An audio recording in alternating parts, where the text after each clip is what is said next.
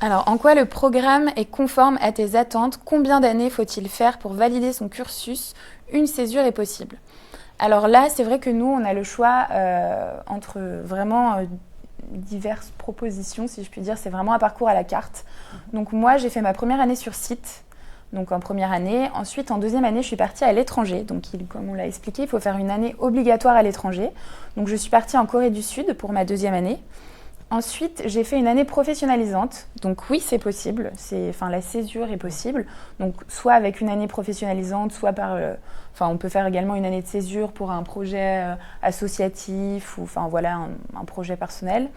Et donc ensuite, je réalise actuellement ma troisième année en apprentissage, en marketing. Donc moi, il m'aura fallu du coup 4 ans pour valider mon programme Grande École, mais on peut également le faire en 3 ans si on ne fait pas de césure, c'est assez varié. Préciser que la césure, elle n'a pas des frais de scolarité de 8 500 € comme une année de programme Grande École. C'est-à-dire c'est une année qu'on fait en plus, mais qui n'est pas payante aux frais de scolarité traditionnels. C'est 800 € pour parler clairement aux étudiants. Une année de scolarité à l'EM Strasbourg, c'est 8 500 € et l'année de césure, elle coûte 800 €. Donc c'est pas une année supplémentaire à 8 500. Et je crois qu'en plus, pendant ta césure, tu as fait un truc pas mal parce que chez nous, en césure, on appelle ça une année professionnalisante parce que souvent, ils sont en stage.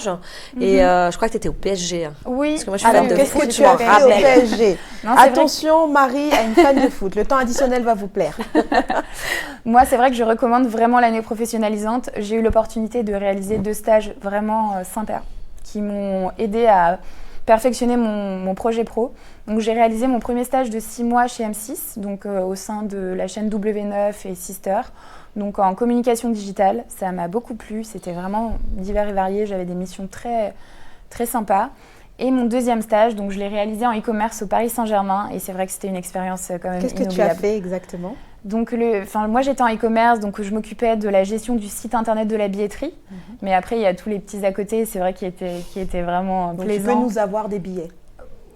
On compte sur toi ici sur Campus Chanel, on compte sur toi. C'est négociable. Comment tu as décroché ce stage? C'est via l'école? Alors c'est via LinkedIn. J'ai fait un post, donc on a un cap carrière au sein de l'EM Strasbourg qui nous aide beaucoup dans nos recherches de stage, qui nous coach en amont pendant nos premières, deuxième années, etc.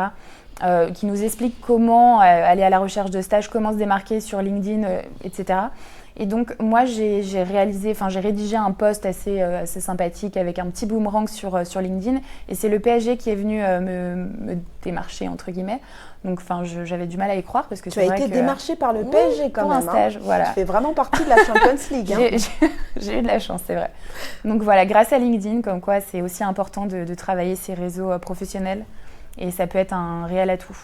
C'est vrai que c'est important, on travaille beaucoup avec eux, un peu tout ce qui est recrutement aujourd'hui digital, le profil LinkedIn, comment se mettre en avant sur les réseaux, puisqu'aujourd'hui ça fonctionne comme ça, donc on a vraiment une personne qui est là pour les former, pour faire ses posts, etc. Et puis ça fonctionne plutôt bien. D'accord, formation professionnalisante. Voilà, très orientée vraiment là-dessus.